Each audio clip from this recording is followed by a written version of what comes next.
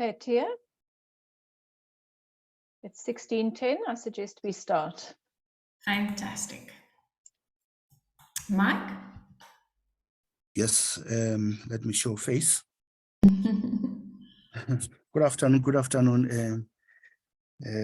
colleagues and friends and practitioners.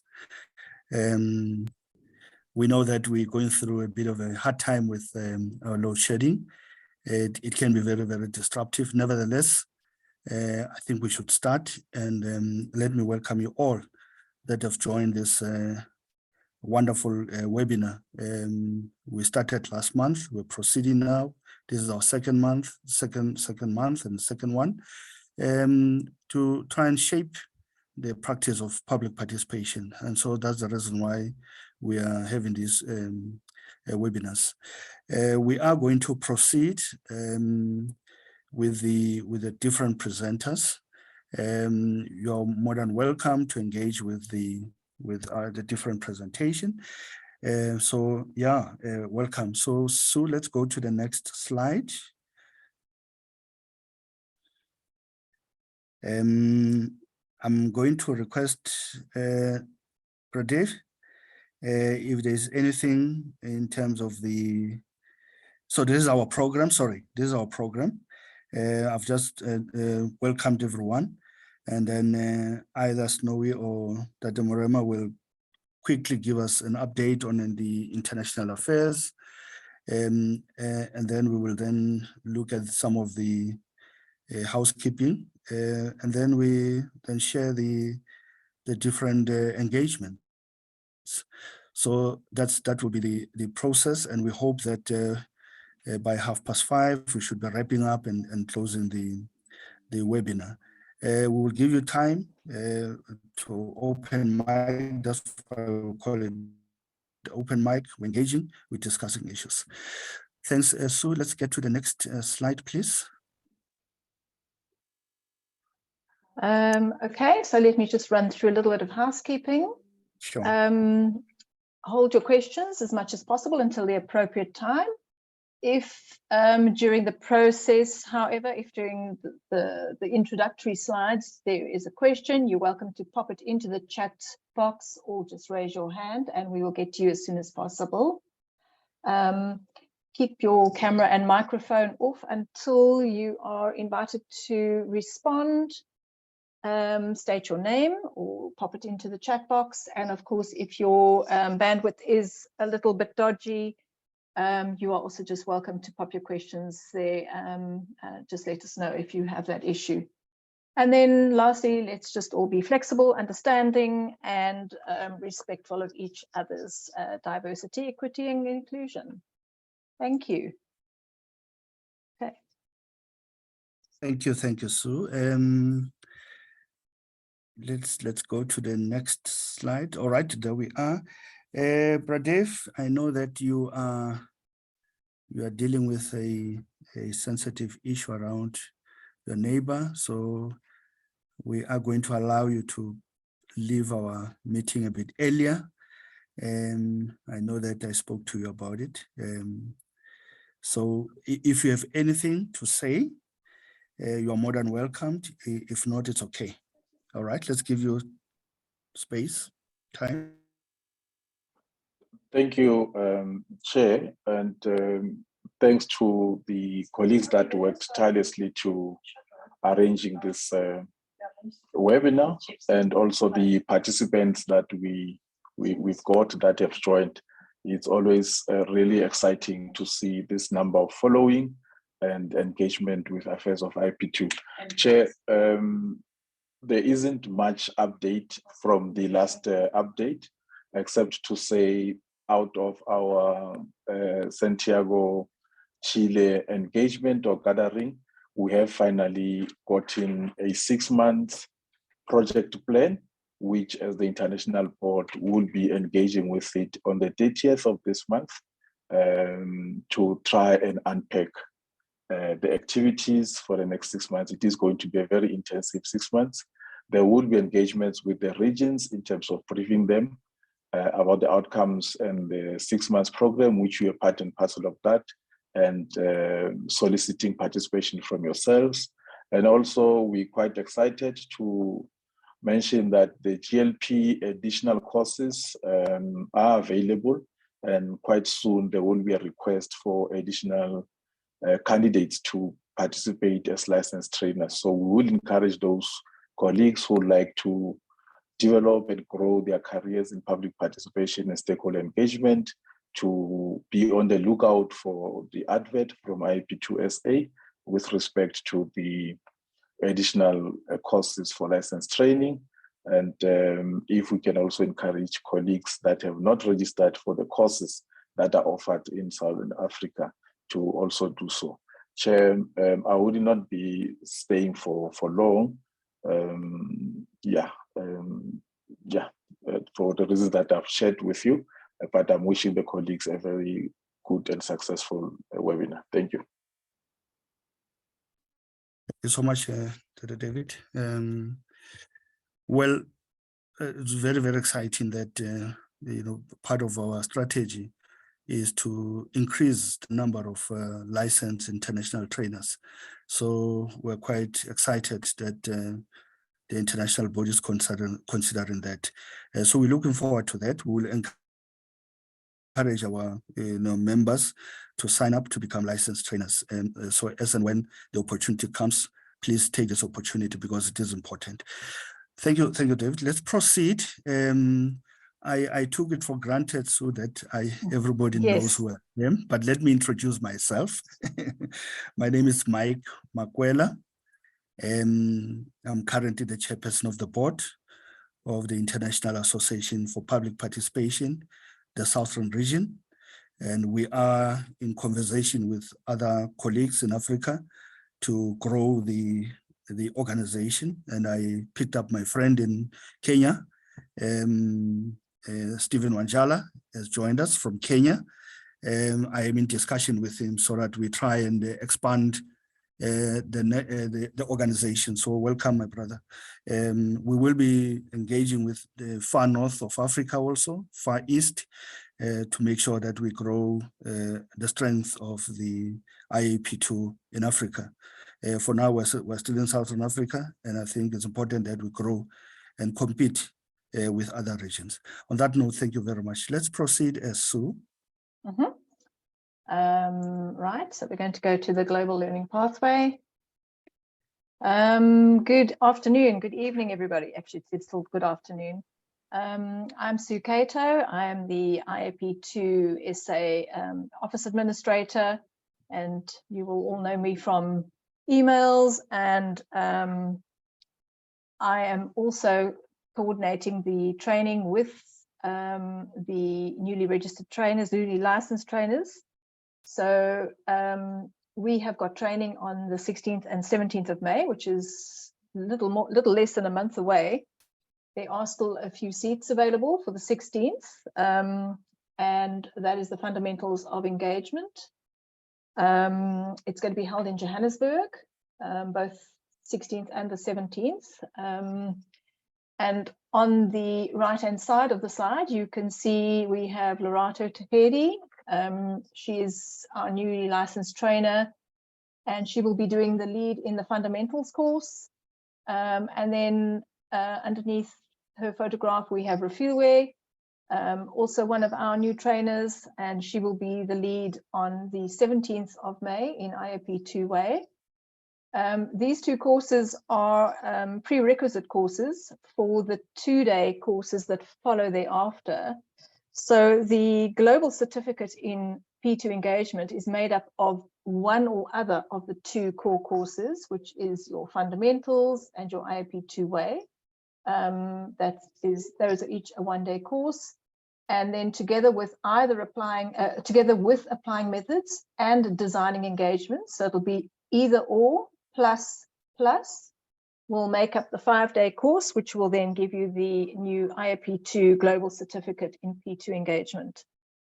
The course fees are indicated on this, and you will have seen this brochure sent to emails, and also we're advertising on our LinkedIn pages, on our website. All the course information is there. You're welcome to contact me for any additional information. And we are encouraging groups of trainees. For that, we also are happy to consider discounted rates. So do pop me an email if you're interested, or look at our website. There are links to the courses, to each of the courses separately, so it will explain which course you would take if you are a new public practitioner, if you have a little bit of experience, and it'll give you the details. But again, if you need more information, feel free to contact me. You can call me, you can email me at admin. The details are here at the bottom of the screen. And sorry, we are looking forward to welcoming you to the training. It will be quite exciting on the 16th, because this will be the launch of our global learning pathway in Southern Africa. And we do encourage you to be there, even if you just want to come in as an observer. It will be lovely to have some faces and to meet you all. Thank you, Chair. Thank you so much, Sue. If you can allow other people to come through, I see there could be people on the waiting room, if you can. Thank you so much. Yeah, I will keep an eye on that. Thank you, Mike. Thank you. So we're looking forward with excitement on this launch of the training, and very able and well-trained facilitators. And so if you have not signed up, please do so, so that we build our capacity in the Southern Africa, but also in Africa, because it is important that we compete with other regions. Thank you so much, Sue. Let's proceed.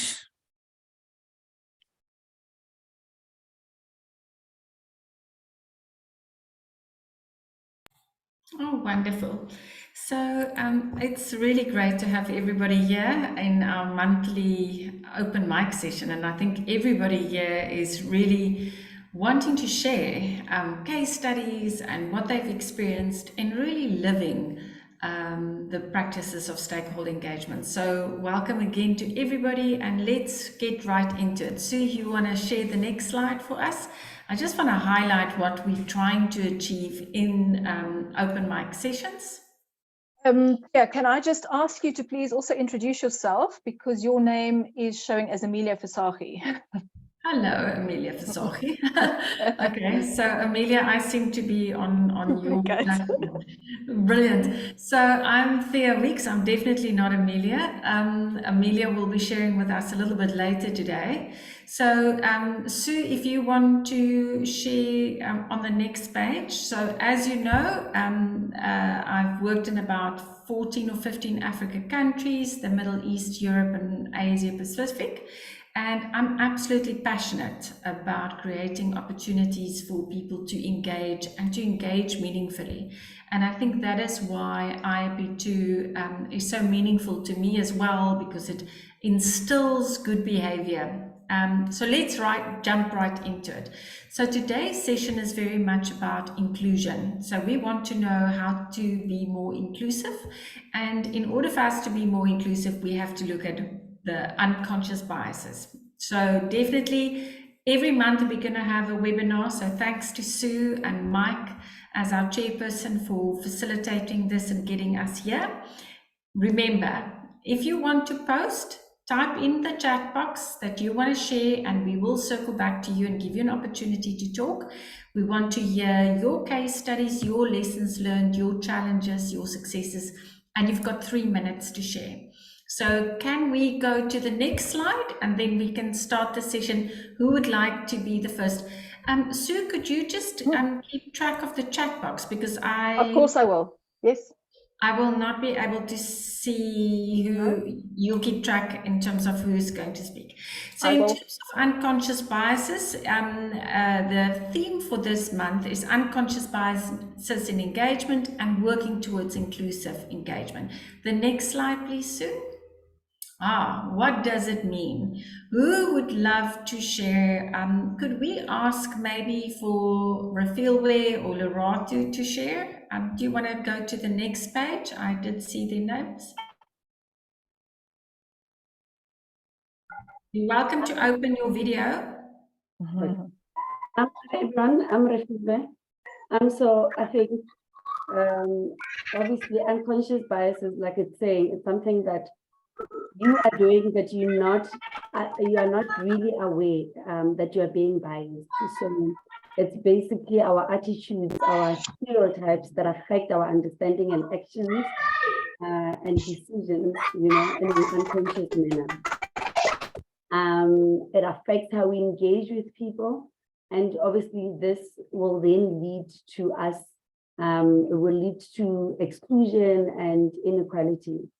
You know, it also leads to unintentional discrimination against certain individuals, you know, because you are coming to those people with your stereotypes. So it's always very important, you know, to be conscious of it. So basically, yeah, that's what unconscious bias is. Thank you so much for that, Sue. Do you also want to maybe reveal, we discuss on the next slide? I'm not sure if there we go. Do you want to share on this slide? Okay, so where do I start with inclusive engagement? So it's very important to be inclusive so that you avoid these unconscious being biased. So the first one would be to recognize your own bias. So, you know, be more inclusive in engagement, recognize your own biases. Like I'm saying, take a moment to reflect on your attitudes, your beliefs towards different groups of individuals. Identify any biases that may affect the people that you are engaging with, you know. Also being intentional about diversity and inclusion also means making that conscious effort to engage with people from diverse backgrounds, seeking out opportunities to learn about and understand different cultures and experiences and perceptions, you know, while engaging with different groups. Create an inclusive environment is also very important to ensure that your engagement activities are conducted in a safe and inclusive environment.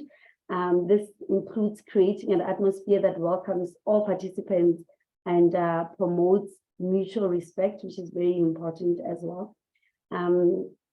It's also important to use inclusive language, you know, use language that is inclusive and avoid stereotypes, being mindful of using language that may be offensive or exclusive, and make an effort to use language that is respectful and inclusive with everyone. So there's respect coming again, because I think sometimes you do it not even, you know, unintentionally, you're not even aware that there's, you know, certain languages. So it's also very important that when engaging with different people, you know, you would have done a bit of research about those people. Yes, so being open to feedback is very important, you know, to listen to feedback from others, be willing to change your engagement practices based on the feedback that you're getting. Encourage others to share their experiences, which is what today is also about, and provide constructive feedback on how to improve our engagement activities. Also staying informed. You know, it's very important to stay up to, you know, to be up to date with current events, issues related to diversity, equity, and inclusion, as this will help us better understand and engage with people from diverse groups. Thank you so much. Thank you so much for that, Rafilwe. It's so important that we know, you know, how do I start? Where do I begin? And how can I be inclusive? That's really amazing. I do want to give Lerato also an opportunity before we ask questions in terms of the engagement processes. Lerato, are you on the call?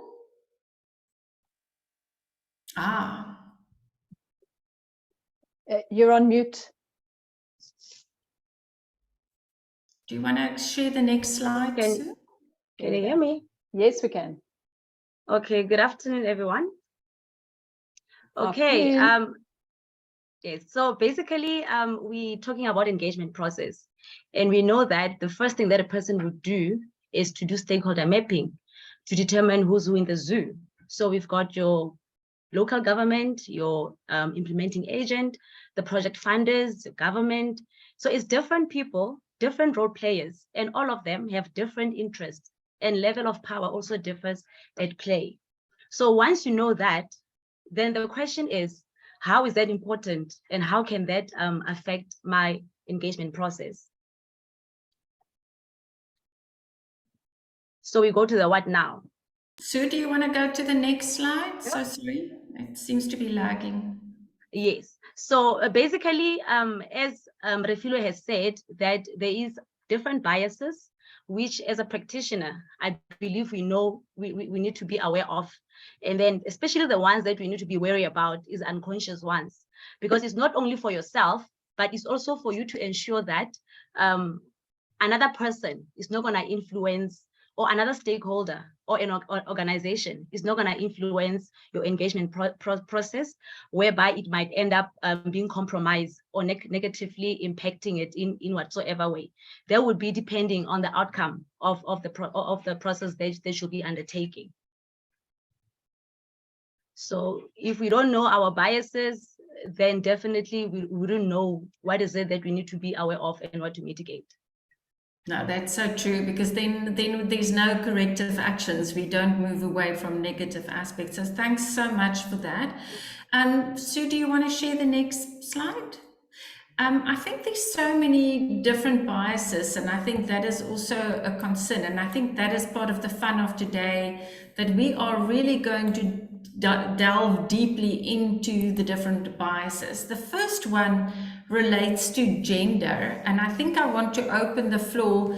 Is there anybody in the room? Please feel free to open your mic.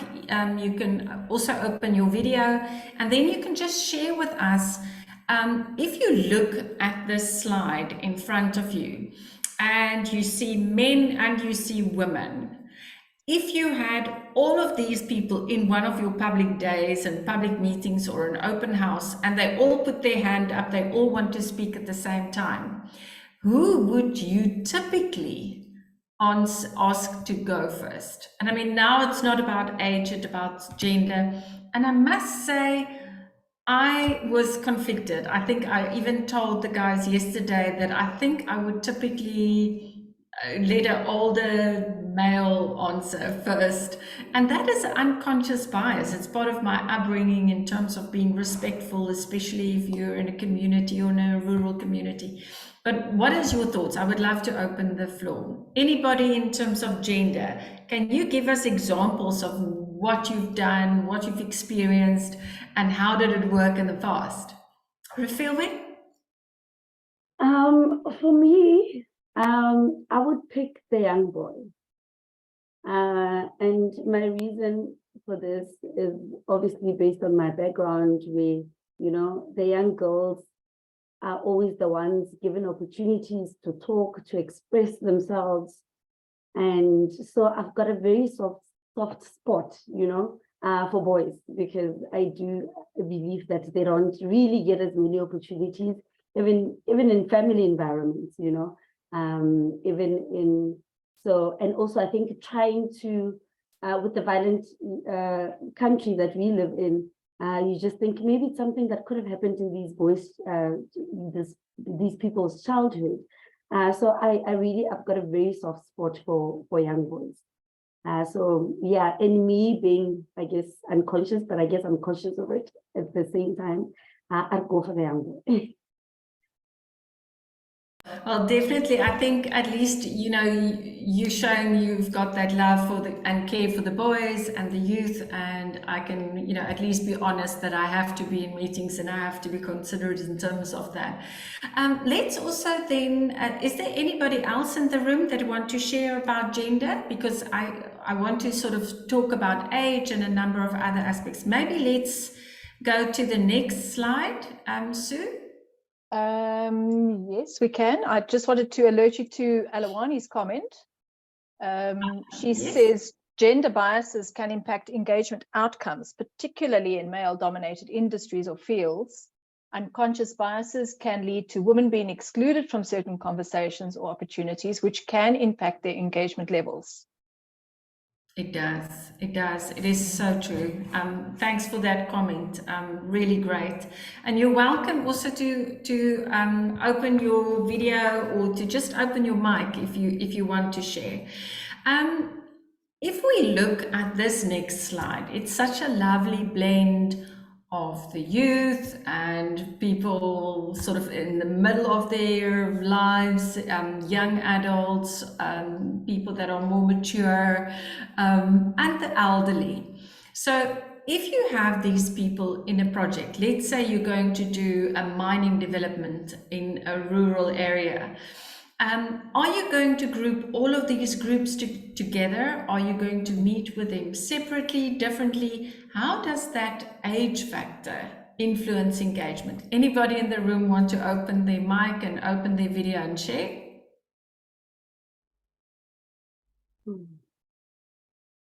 Yeah, a good example was when we were working in a mining industry, and we normally have the direction from the client to include youth, women, disabled people in our groups. And then we had the elderly sitting in the session, and we spoke about everything that the young people will do and how we're going to integrate them in the plan, etc. And then this one old man, and I'm looking at that one with the yellow jacket, and he said, but what about us? What about us as the older people? How are you going to bring us in? And suddenly I realized that we are actually discriminating against the elderly. And I said at that stage, but this is where we play a role. Everybody plays a role. You have got experience, knowledge, and we will utilize those skills and knowledge within the group. And we actually made sure that we mix the groups in those sessions, because we acknowledge that the elderly have got some skills and knowledge that they can bring to the party. And you must have seen that guy's face lit up to say, I'm acknowledged. I'm a stakeholder that is important, and we had to change our whole strategy around that. So I think that was a very good challenge that we've experienced and that we had to take into consideration. Now, I think that's really lovely, Amelia, because I mean, if we are not engaging with different people from different ages, I remember many years ago, I took a whole group of academics, and I mean, I do love research, so I do love academics. And we were doing public participation in a rural setting, and we were using beans, and I had fake little, toy sheep and whatever else. We were building things in the community and coming with solutions. And there they were absolutely astounded in terms of the elderly people and the knowledge, the wisdom, because they have their coping mechanisms. They have been doing this for years. It's generations that they've had this information. So that is really great. Maybe let's look at the next slide. Who wants to do geographic location? Amelia? Oh, sorry, because I think we've got 4 people called Amelia on our registration sheet. So I'm not sure if it's the real Amelia or if it's Refilwe or Leratu. Leratu? Leratu. It's Leratu. Okay, go for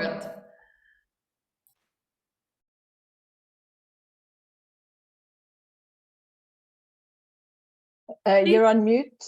Please go for it, Leratu.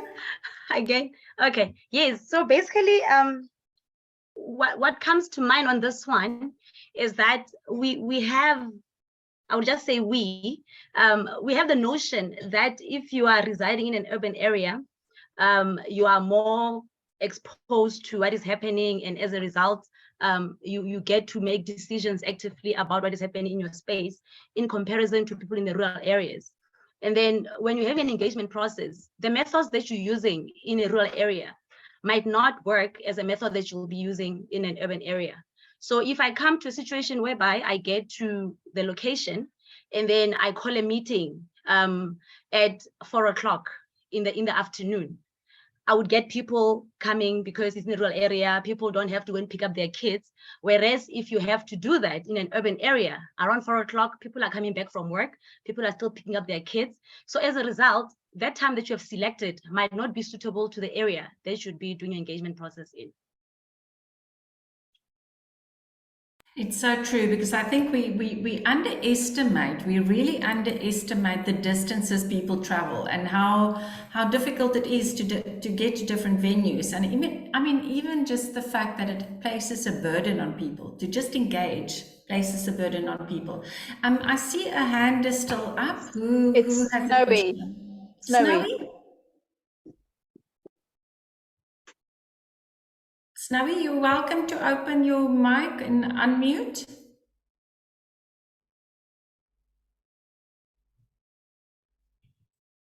I see something in the chat. Okay. Can I just say something while we wait for Snowy? For the ones whose names are Amelia, where you change your name, if you click on participants, just click on participants, your name will show there. Rename. Yes, and then go on rename, and then so that people get your real names. There we go. Okay. Can our 5 Amelias also change their names?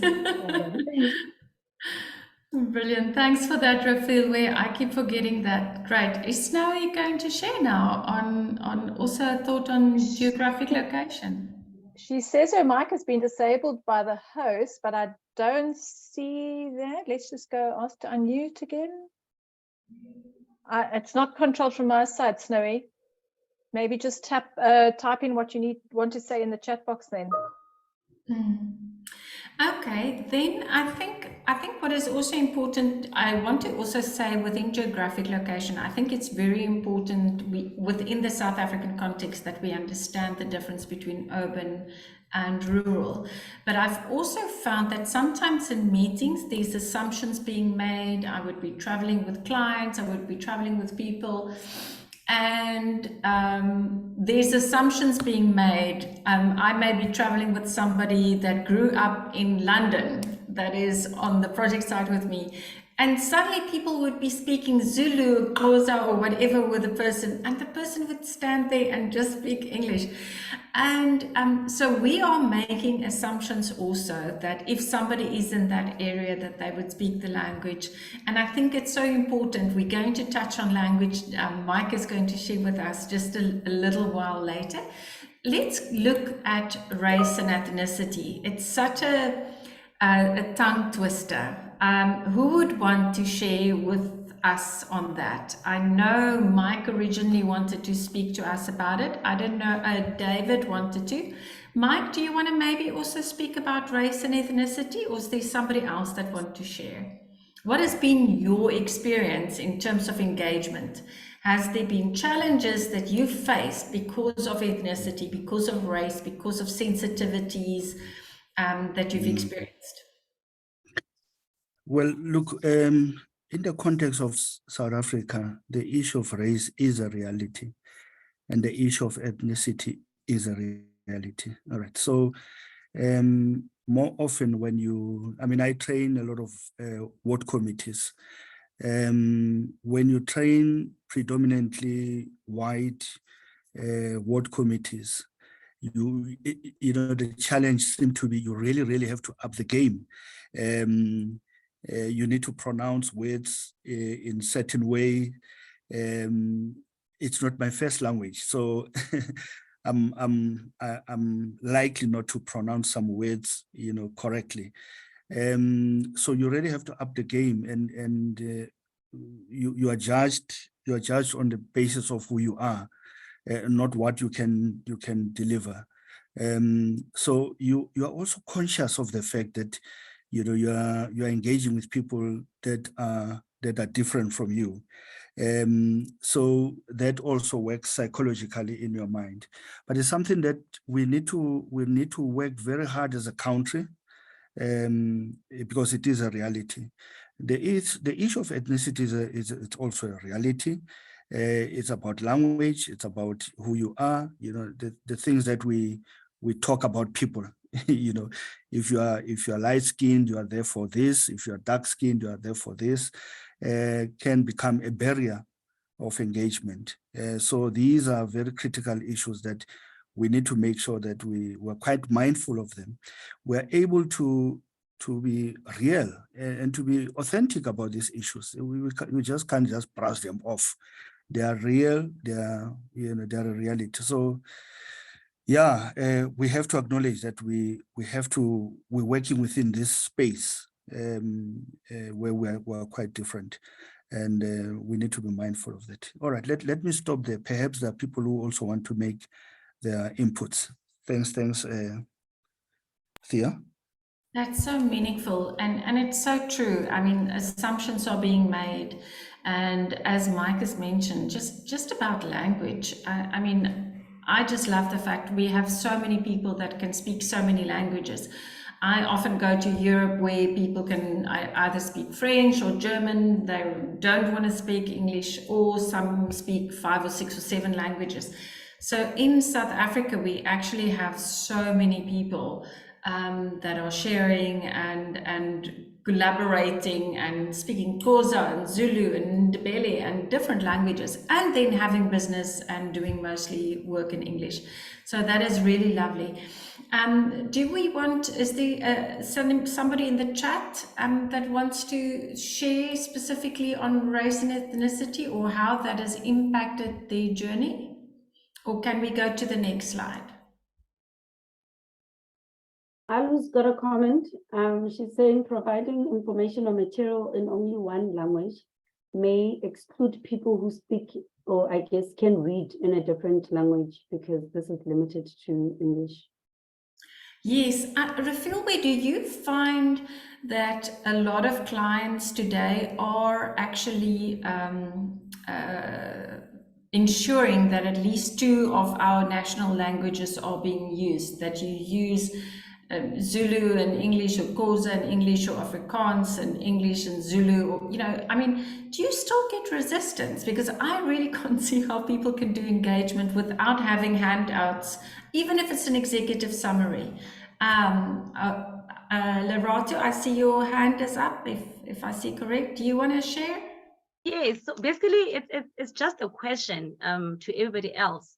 Remember, we have sign language, which I'm not sure if it's also one of the official languages, but I must say I've never actually included people who use Braille in my processes, and I believe that on its own, you're excluding them. I mean, how else are they going to get the information?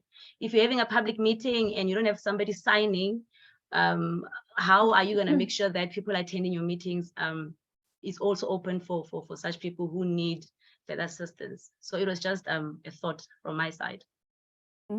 Definitely, I fully agree. Your mic has gone off when you were still talking in the end. Oh, I don't know what is wrong with this thing. That is, yeah, but I was just basically saying that to say sign language is also a language that we seem not to be taking to be considerate about people who require it in meetings. Yes, I must say, except when it's public speak. Yes, it is. Sure. And my best friend is blind, and then when we did the Commonwealth functions as well, there was a whole aspect about diversity, equity, and inclusion. And the biggest feedback from the people were, I'm so sorry, you're talking about inclusion, but there's nobody with sign language. There's no notes at the bottom of your photographs to tell other people what is in the photographs and what is being captured as well. Amelia, you've got your hand up. Do you want to share your experiences? Yeah, what happened is that I had a session once where there was a lady that's also blind, and I've got very interactive sessions. I had clay there, and I was actually thinking, how can I now incorporate this? Because I was not prepared to actually do a session with somebody that's blind in my class. So I had to take the press stick and the clay and make little bubbles so that she can actually do some of these activities. And afterwards, I realized this is something that we need to make sure that we bring into all of our sessions, that we look into people that's blind, people that's got other languages, and we need to make sure that we can translate our information in such a language that everybody feels inclusive of it. So that was a very good experience for me. No, definitely. I think that's a lovely example. Thanks so much.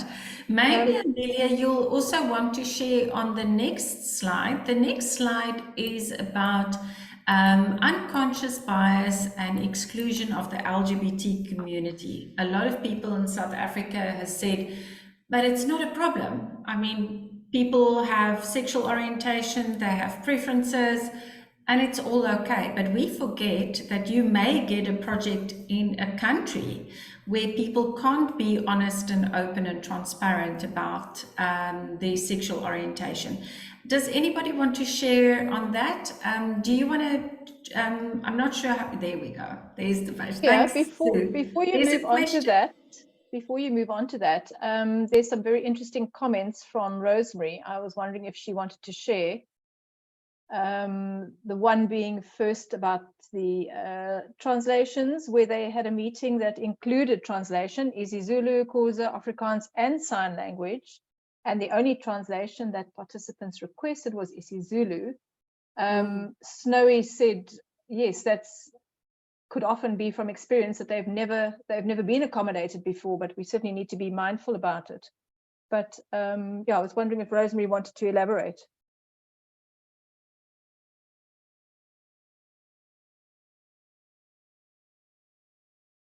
Rosemary, do you want to open your mic and your video? You're more than welcome to share your thoughts. I mean, that is the part of the open mic. Everybody can literally share. Do you feel it's covered, Sue? Are you? Yeah, no, it's covered. Okay, great. Fantastic. Who wants to tell us about unconscious biases? Or maybe they've worked in an area or a community where people with different sexual orientations were excluded or mistreated.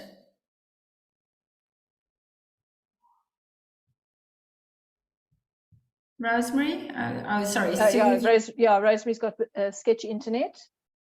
Okay, no problem. Okay, so I think here I do want to just say a lot of people are in terms of diversity, equity, and inclusion. Sorry, Sue? Snowy says one of the most important aspects is to facilitate meaningful conversation is to be a listener. So don't take over the show, which is what I've just done now. Sorry. No, I think that is part of facilitation. I think stakeholder engagement, we can't sit in our corners. Everybody has a role to play, and this is your session with Mike. We are all just facilitating the process and getting the ball going. So Snowy, because you are saying that we should have an open session for everybody and not take over, so will you share on your experiences on the LGBTQIA, and was it ever an aspect that you had to consider or speak about or address to ensure that there is inclusion? Can you share your video and your unmute, Snowy? I don't think Snowy has managed to resolve the issue yet, dear. No problem.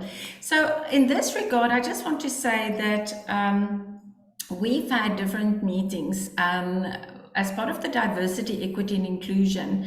Transnet actually did a review, and it's in the public domain, so I can speak about it. And they were presenting at the Diversity, Equity, and Inclusion Conference to say that all their branded material, they are actually now changing away from this formal, stiff suit and tie type of look, and you have to have your hair coiffed and blow waved and drip, done and braided, etc. They are now purposefully, in all their marketing material, they are putting it together so that it shows inclusivity. So whether you have pink hair, purple hair, whether you have body piercings, that is part of inclusion, because you can't say that you are inclusive if your branding and your material is all excluding other people, and it includes, you know, the whole aspect of gender as well. Let's look at the next slide. I'm very eager to give an example of intersectionality. With this intersectionality, I think a lot of people have this thing that, you know, person A and B, they may both be Black within the South African definition. They both are LGBTQ, both grew up in a lower socioeconomic family, both have bachelor's degrees, both are working for their local councils, and both are attending their first webinar or their first community meeting. What is the difference? The one grew up in rural KZN and the other one in Soweto. The one is working in rural KZN and the one is working in Sandton. Can anybody tell me from an engagement point, would that make a difference? Because a lot of people are trying to label you based on how you look, and what they decide is aspects that you are connecting on. But how does that impact engagement? So if you have somebody from a rural KZN versus somebody that grew up in Soweto, how will the engagement differ? Any takers?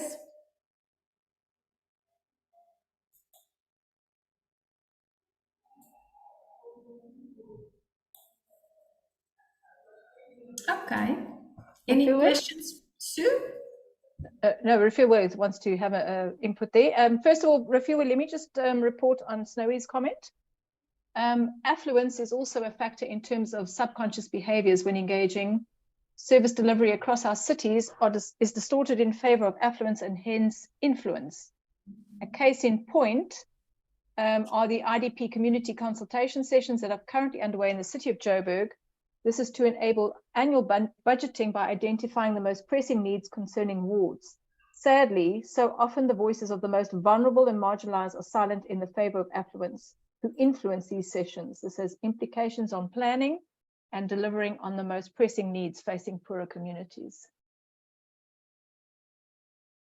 That's really great. I see Alawani also has her hand up. Yep. Alawani, do you want to share? Yes. Between person A and person B, so person A won't be, let's say, in terms of how they speak, people would rather prefer to listen to person B, because person A probably has a KZN accent, they're from the rural areas, maybe even how they dress is not as appealing to the eye as person B, who's working in Sandton and with maybe a better English accent. So yeah, that was my comparison between the two. Anybody else that have had a similar experience? Alawani, I think that is so relevant. Refilwe? I think with looking at these people's backgrounds, person B is most likely, is from an area where LGBTQA plus people are able to express themselves, whereas you'll find that person A is more toned down, and B will probably have more confidence, and whether in terms of expressing themselves or in being who they are, you know, whereas the other one might be still, I don't want to call it, because of the area that they're from, might be a little toned down than the first one. And that's mostly like just a comfort issue or just confidence problems that could be the problem. It's just that Umlazi though is not rural. So a person from, let's say if we say rural KZN, might be different from a person from Soweto, but a person from Umlazi and a person from Soweto, because they're both from big cities, they might, to a certain level, behave in the same manner, in terms of having accepted themselves and being accepted in the communities that they're in, because Umlazi is more of a township than a rural area.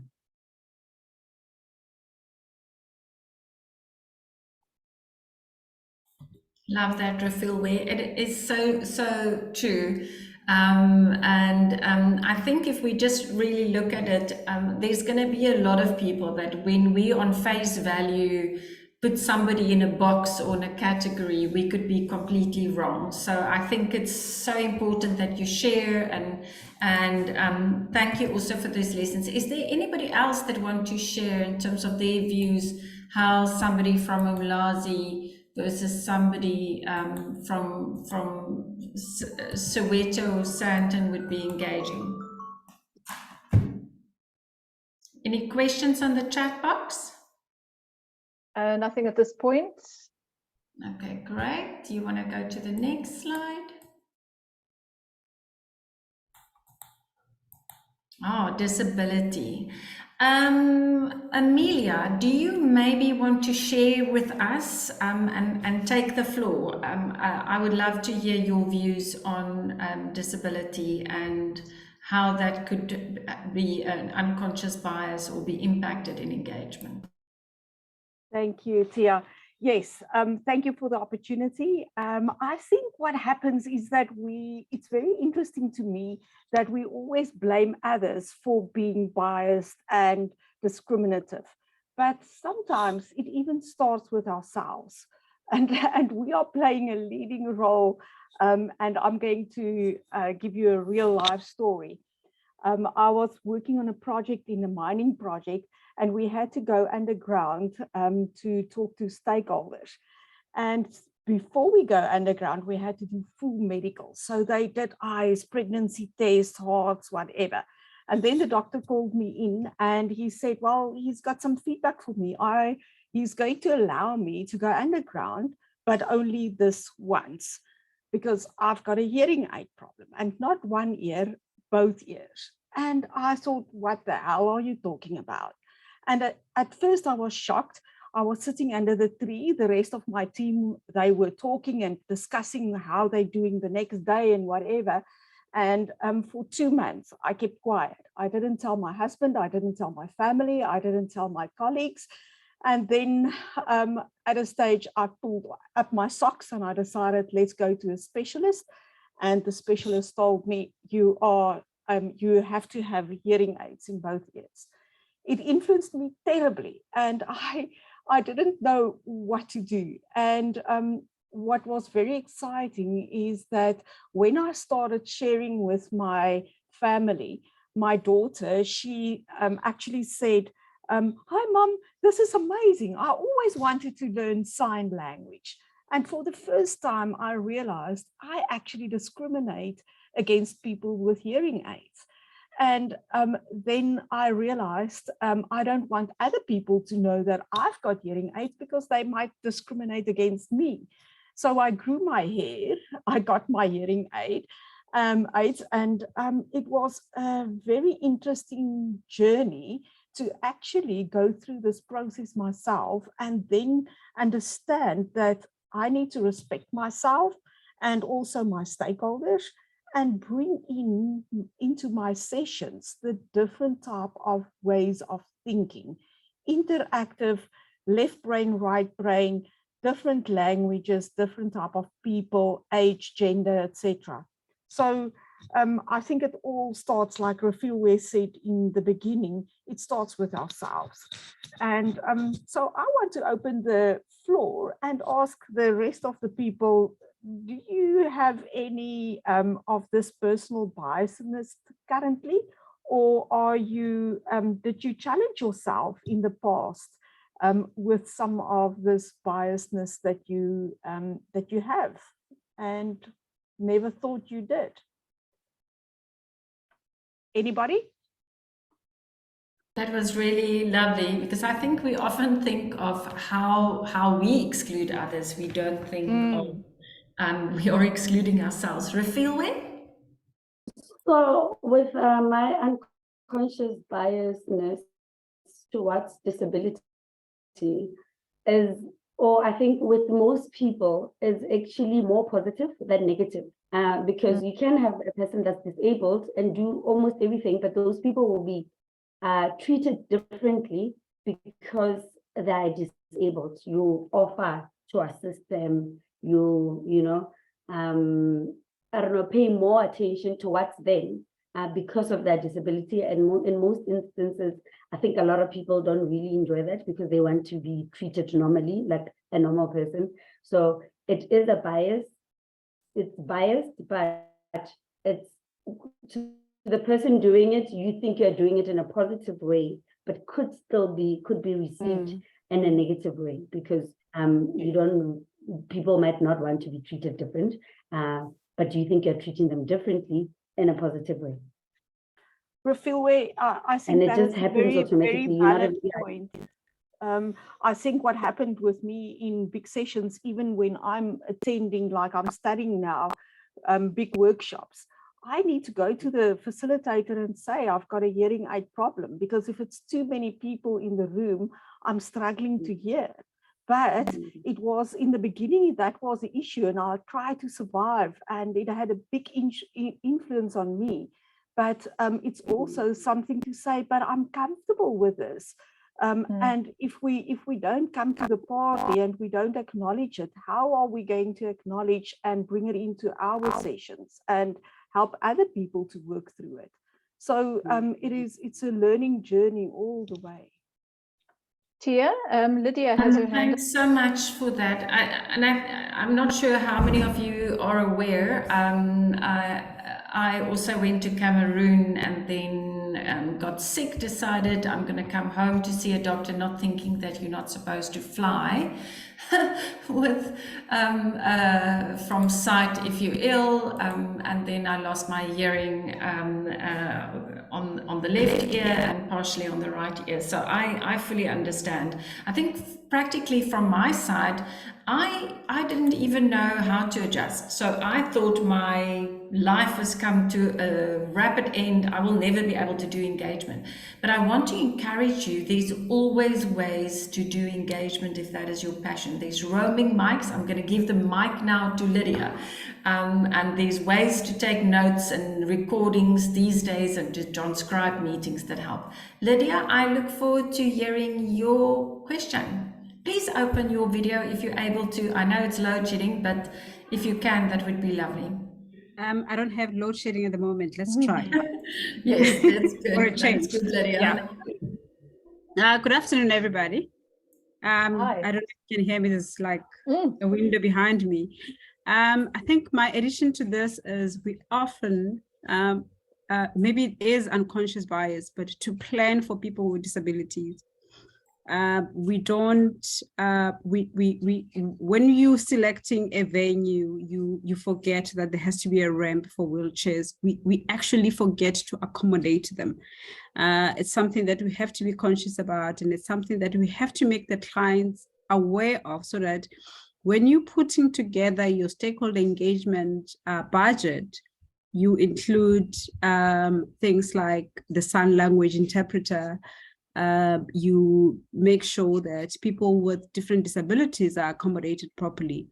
It's something that I've never thought about until right now, actually.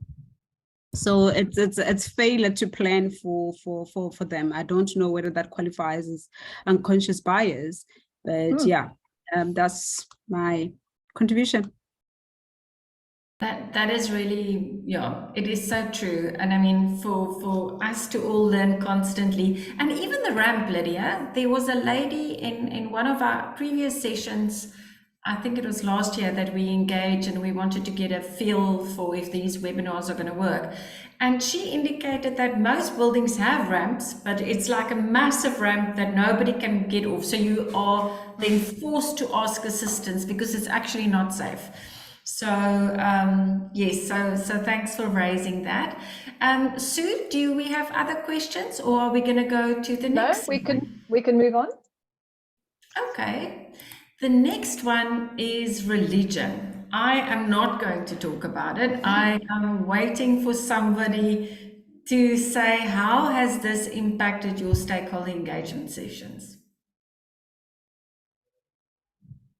Silence. Okay, I'm going to take one on the chin and admit that I have made a horrible mistake of one day I arranged a meeting, and a very important meeting, when it was prayer time on a Friday. So I have to take it on the chin that I really messed up, and I had to apologize, and I felt so bad. But how often do we not have meetings on a public holiday? Because we say, oh, well, but people are available then. But that public holiday has got meaning and purpose to people, whether it is Eid, whether it's a celebration for Easter.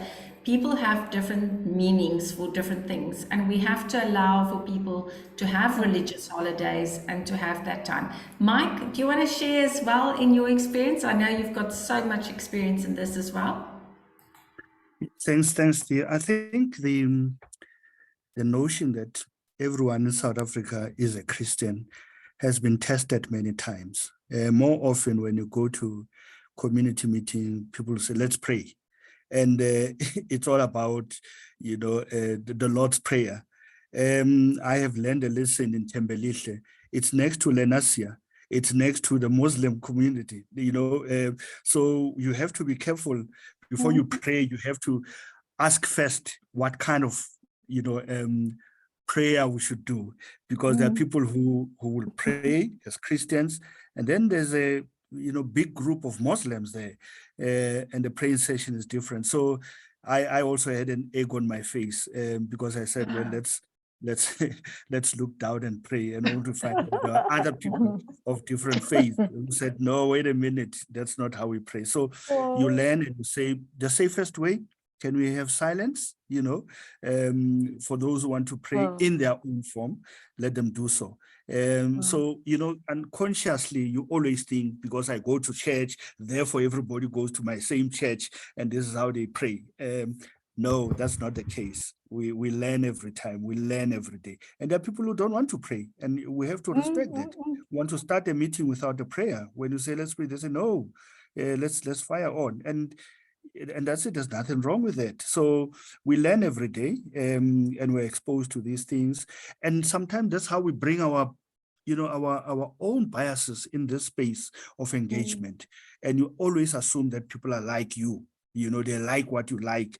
They do what you do. No, it's not like that. We're quite different and we're diverse.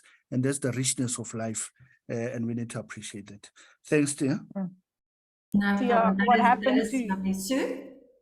It's Amelia. What happened to me is that we also had a type of idea that we don't bring in a religion and political type of things in the workplace. So I also, when I was much younger, I had a session where I had to present, and we started with the presentation and the interactions. And then they stopped me and they said, no, you don't do it like this in this area. We first pray. And I had egg on my face because I did it the other way around, Mike. So it's interesting. It's different strokes for different folks in different situations. And we need to adopt or even ask before we jump in and do. That's really lovely, and I think specifically in that as well. I think it's so important, Amelia, because to let the room lead you. If it's a requirement from the room, if they say, well, we're not starting this meeting until there's a prayer. I love what Mike has said in terms of the fact that, let's observe a moment of silence, and then people can actually pray in their own format, or that serenity prayer even.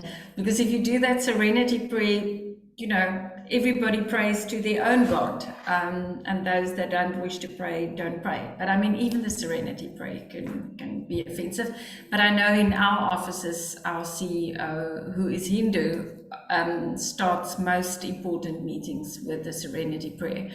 And everybody in our broader client circle knows that already. But yes, it's just respectful as well. Is there any other comments on this? I'm conscious of time. We've got 15 more minutes. I would like to open the floor now for the next one, Sue, if we could maybe go to the next page. I think this is such an important aspect. It's socioeconomic standing. Who would like to lead this discussion? Open your video and your mic. Okay, I can chip in. Thanks, Lerato. Yeah, so basically socioeconomic standing, it's got different factors. It could be your level of education, it could be your level of income, it could be land ownership. I'm gonna focus on the land ownership part. Give an example. You have a project, it's a linear pipeline. It's a bulk water pipeline going through farmlands. In most instances, when you get into the meeting, you actually find out that the high level meetings that the engineers, the project funding authorities, the implementing agents have been having are only with the farm owners. And when you start to mention, can we have a meeting with the farm workers because they're staying in the farm, they also deserve to be informed as to what is happening to ensure that your pipeline is not going to displace anyone. And that would be frowned upon. So for me, it seems like if you're not owning land, then it means your voice tend to be easily muffled compared to somebody who actually has a land to their name. So for me, I feel that as practitioners, we also need to be intentional as well as empower those we come across in our engagement processes.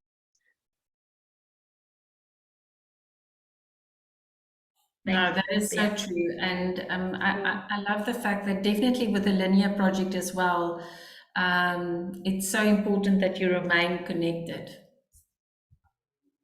And I think there's often farm workers and that have land owning rights that's excluded based on the fact that they're not commercial farmers, etc. So thanks so much for that, Lerato. Any other comments on that? Are we going to go to the next slide? Ah, this one is a lot of fun. I'm sure we'll have lots of comments. Physical appearance, hair, clothing, makeup, jewelry. Who has ever walked into a room and you really judged somebody based on who they looked? And you're supposed to be leading stakeholder engagement fairly. Who wants to talk on this?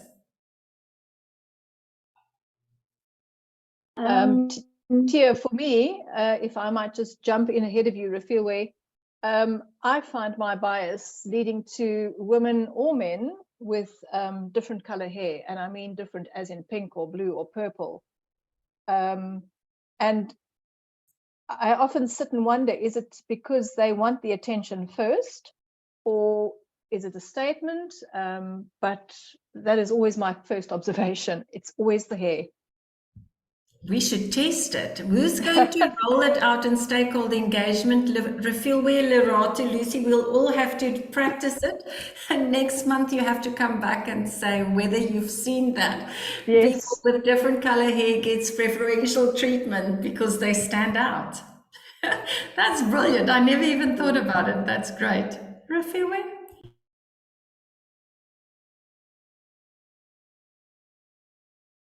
Is everyone still here? Okay. Yep. Okay. So Sue, I'm just looking at the time. Just the night, then I would like to maybe when we open for the open mic, we can just talk to the next 3 slides all at once. Yes. So I mean, with physical appearance, I do agree that people have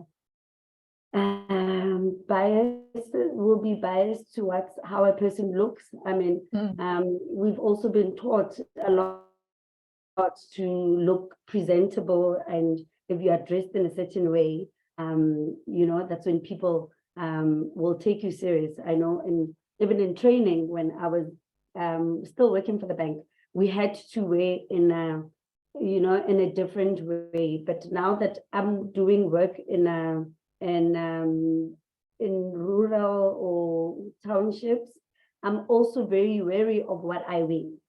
I'll be like, I can't go there dressed in a suit, because then I don't know, someone might think something else of me. I might look like I don't want to go there looking like I've got money. But physical appearance does play a big role in different spaces that you're in. So And it also makes it so very easy for people to be scammed, because you think that a person that is dressed in a certain way, that's wearing certain brands, that person is, they know what they're talking about, or they can't, and mostly, yeah, those are the people that are basically scammers. Okay, not most, but scammers know to look a certain way as well, in terms of appearance. I have to remember that one. I think, yeah, and yeah. Can you go to the next slide, Sue? Alawani and Lydia have their hands up.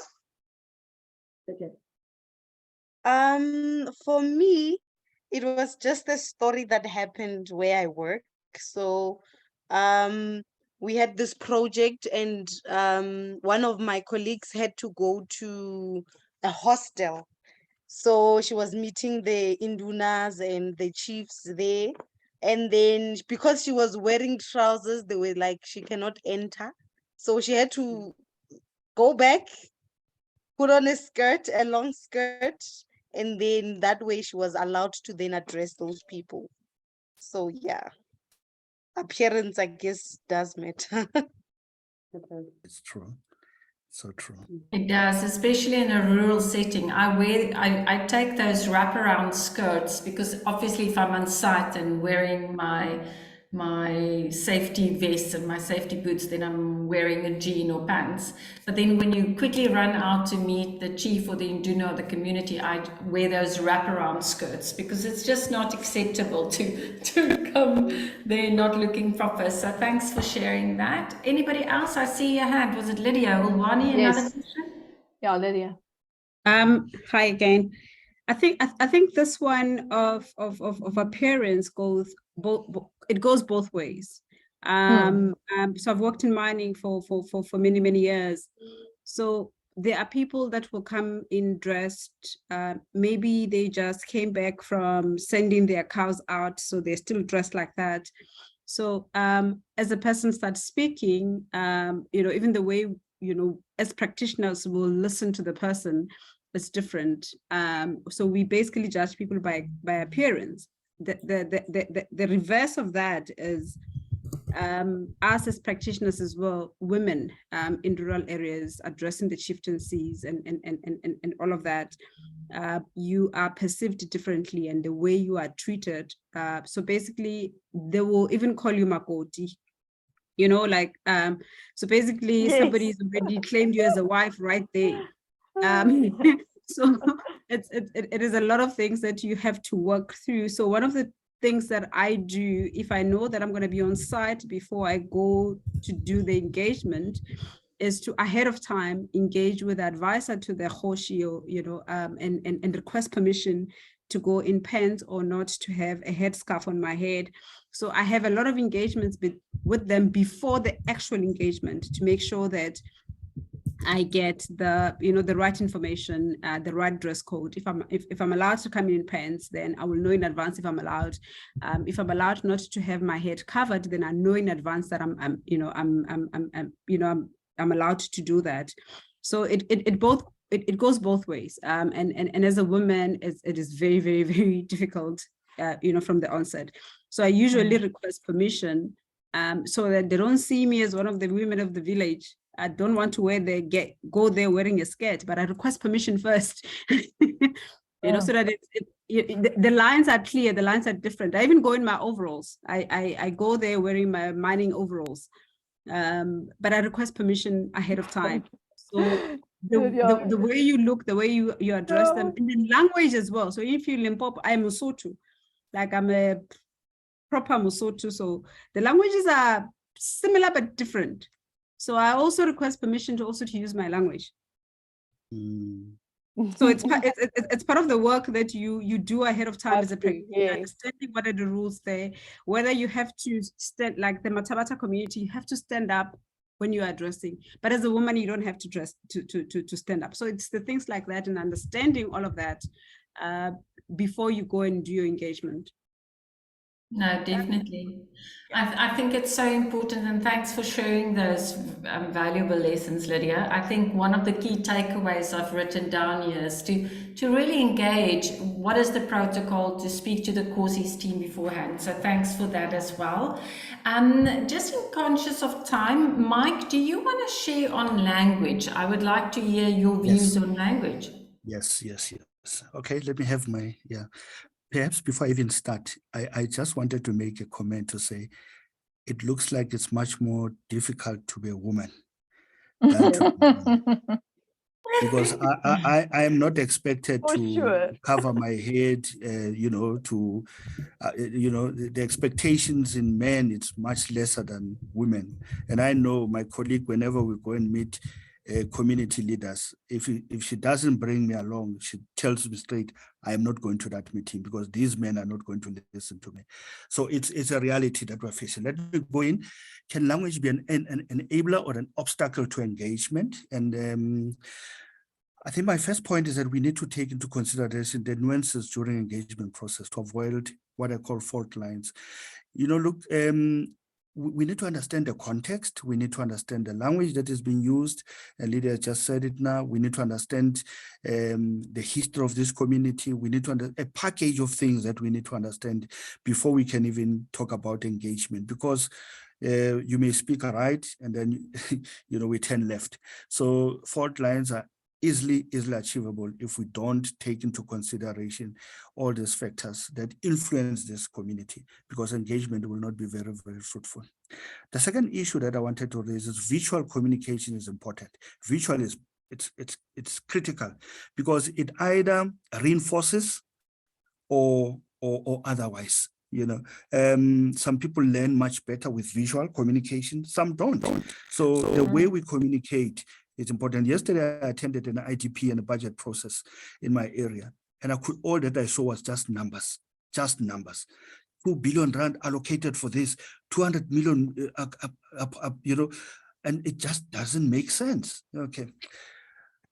My third point is that good intentions of engagement, you may have negative unintended outcomes. Good park, good intention, city invest and build a nice park, but it has unintended outcomes. It turns into an area that it's not good. I mean, for those who know Joburg better, we're doing a prison plan in Orlando East and North Geseg. Orlando East is predominantly black, North Geseg is predominantly colored. And then there's a freeway there that divides it. And we advised the city when it was doing the Rea Vaya project to say we need to be careful that whatever investment that is going to go there, it's not going to reinforce the apartheid planning. And the city did exactly that. And, the two communities don't meet because of this good intention, but negative unintended outcomes. So these kind of projects, they happen so often. And then my last point is, what are we engaging on? What are we engaging on? So are you able to show the spectrum if it's close by? I can just, you Okay. carry on, Mike, I'll find it. But who, what are we engaging on? I went to an IDP yesterday knowing very well that it's not going to be an engagement. It's going to be information, and I like this spectrum of the spectrum of IAP2. Do we engage? Are we actually in the space of informing people? And there's nothing wrong in informing people. There's nothing wrong. There are times where you have to inform people. Or is this? I like the spectrum. So right at the beginning, let's be clear. Are you informing us?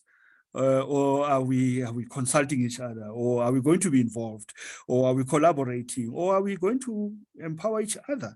Listen to each other, allow us space to engage, to make our points, knowing very well that our ideas are going to be considered or not considered. So, because more often when we think about engagement, we're actually informing, in most instances. In the disguise that we're engaging. Okay, decisions have already been made. And as I say, I went to the IDP yesterday and the budget, and what could even sense when there was pressure on the officials who were presenting, they ended up saying, no, this is a draft budget. That's why we're here to listen to your ideas. It's not a final budget, but I know very well that it is a final budget. It has been approved. We're not going to change it. We're just being there to be informed. Thanks, Sue. Perhaps let me stop there in the interest of time. Much appreciated. Thanks so much for that. Sue, did we lose our slide? Oh, I'm going to go back to that.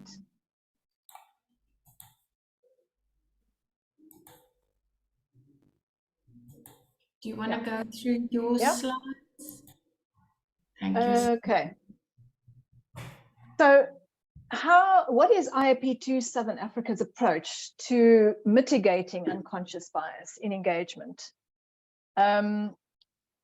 As practitioners, it's important that we recognize how to mitigate. And I think IAP2 fits that role quite obviously in 2 or 3 aspects.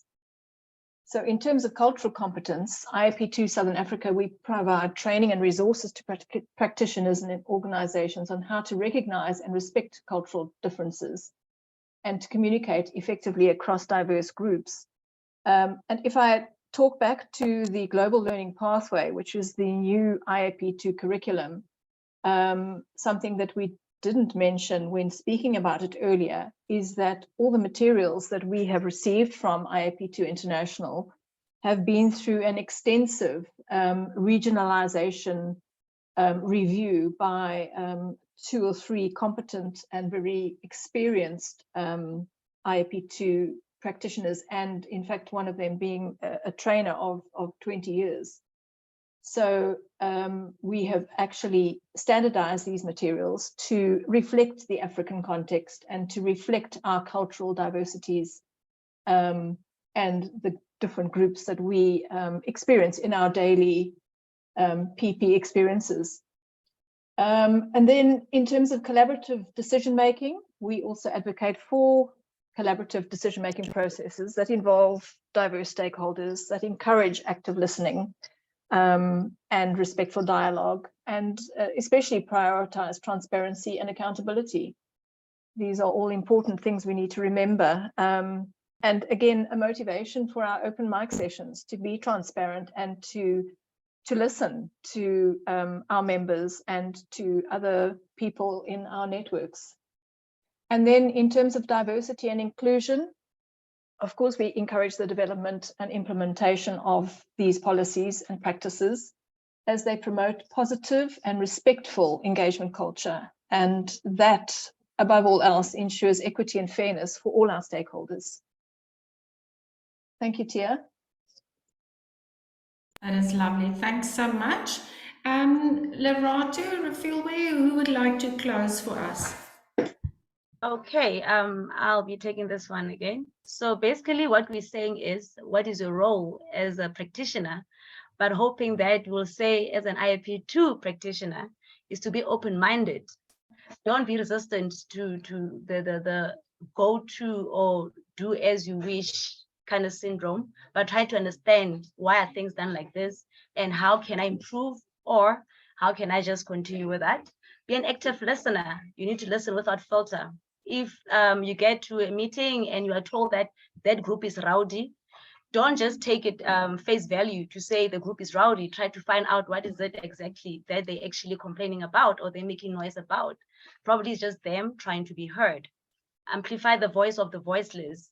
Be an advocate of inclusion, regardless of sexuality, race, gender, social standing. So basically, be mindful of your own biases, but as well as those around you, so that at the end of the day, your engagement process can be inclusive and equity-centered. Thanks. That is really lovely. Thanks so much. Just in wrapping up, I just wanted to highlight again today, I think we're 3 minutes over, and this is our last comment. I just wanted to thank all of you. I'm going to share my screen in a minute. I just want to remind you that even if we look the same, even if we have body piercings and we all go to Blue Hair, to Sue's meetings, there's a lot of historic aspects that influence, whether there's the amount of power, amount of privilege, societal hierarchy and position. All of this has got an influence. But I just want to, in closing, do you want to put up the thank you slide? And then I want to just for a second share my screen before you all drop off. Please do visit Sue. She is doing an amazing support to us. She's been partnering with us for so long. We wouldn't be here today if it wasn't for her championing this whole process. Sue, is it okay with you if I share my screen? Yeah, We can do committed that. each session to wrap up and to show you where you're heading. All of these webinars are captured, and then we have little Miro maps in terms of feedback, links, etc. And we are building this and building this and building this so that by the end of the year we can submit a formal paper. Because we want our theme for this year is public participation drives diverse, equitable, and inclusive development in Africa. So, and I want to say thank you to our friends also from Kenya, and want to also give them an opportunity to maybe take a moment to also share their thoughts before we close. But I want to just show you that we do these Miro boards, we take your notes, we take your inputs, and then we will do a joint paper at the end of the year. But let's open the floor now. I am conscious that some people has let me know that they will drop off shortly. But should we ask our visitors if they each have a closing comment, and then before we have the closing comment, let the team, each of you, just give a final comment from Mike. Any comments before we hand over to Mike for closing? Perhaps Wajala, you want to say something? I can't see. I'm not sure that he's still online, Mike. Oh, sorry. All right, that's fine. He's That's probably fine. dropped off. Yeah, he probably, yeah, no, he told me that you. Mike, do you wanna conclude the discussion? Yes. Well, firstly, let me apologize for taking 5 minutes of your time. I know that you had planned to drop off at 5:30.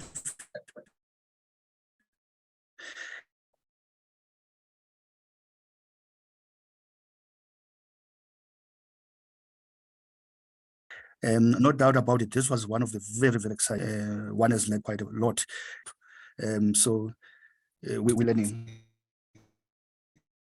every day. So thank you very much. And we hope to see you again in our next webinar as of assist you to be informed, so because we really want to build a well-informed trainers in future. So I'd appreciate if we could do that. On that note, have a wonderful evening, and you take care. Thank you. Bye-bye. Good night. Thanks, Thank you very everybody. much. Yes, bye. Thank Ciao. you, everybody. Bye. Thanks, Thanks so much. Bye. Thanks, team. Bye. Thank you. Bye-bye. Sure.